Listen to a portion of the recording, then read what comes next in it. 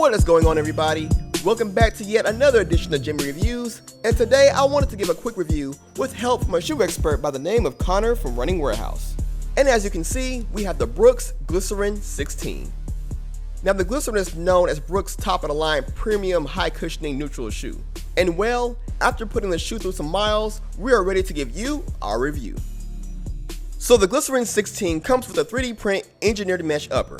The upper has a much more of a sock snug wraparound feeling that provides an almost custom fit.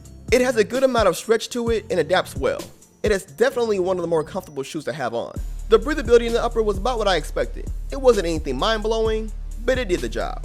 The interior lining of the shoe is very smooth and has a nice slip-in feel.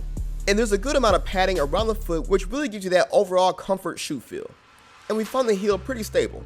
And although the heel came up a bit higher than I would like, luckily the material on the heel was so smooth, we had no rubbing issues.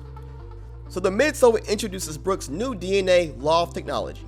This new foam gave the shoe an overall softer and more consistent feel.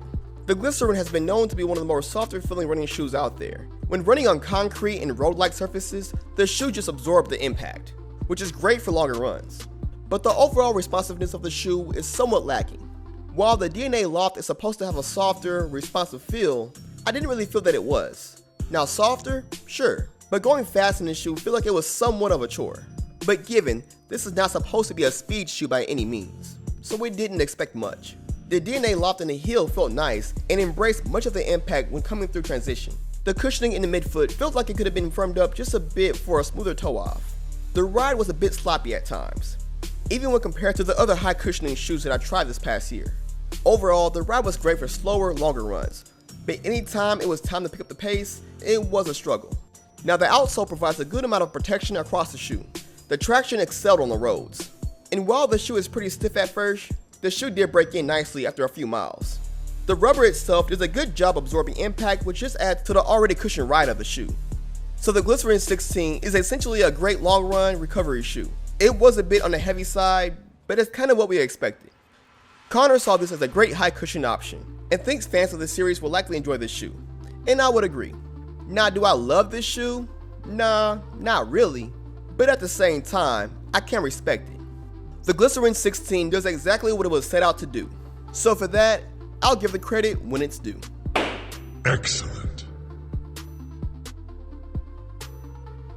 Thank you all for watching this review. I know there's a lot of Brooks Glycerin fans out there. So what do you guys think of the new DNA Loft compared to the older full-on Super DNA midsole? And don't forget to give this video a like. Please and thank you. I appreciate that. Alright guys, until next time. Later.